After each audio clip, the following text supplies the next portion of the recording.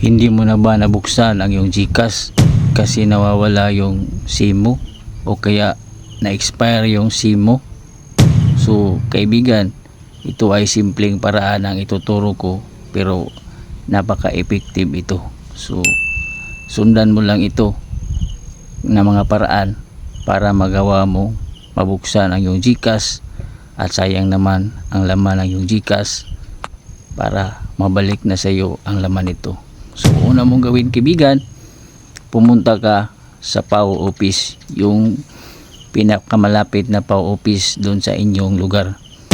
Kumuha ka doon ng affidavit of loss, then isa-isay mo doon na ang iyong GCash ay nag-expire na ang number nito at kaya nawawala na ang number.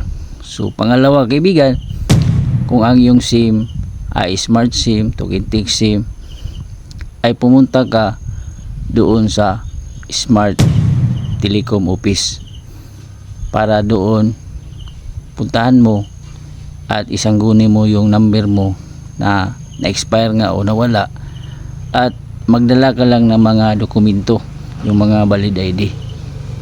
So pagka ganun kaibigan, magpipill up ka lang doon sa kanilang office para maibalik o ma-recover mo yung cellphone number na ginamit mo sa GCash. At ang pangatlo kaibigan, kung Globe naman ang iyong gamit na number, ay pumunta ka sa Globe office, okay, Globe Telecom, at doon isa-isay mo din na na-expire ang iyong number o kaya nawawala at siyempre hingan ka doon ng mga supporting documents o mga valid ID.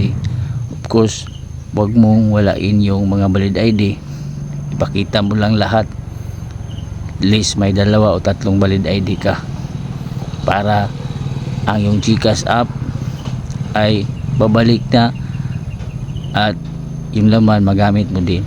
So ganun kaibigan, napaka-active ito. So pakishare na din sa iba para makatulong din. Salamat.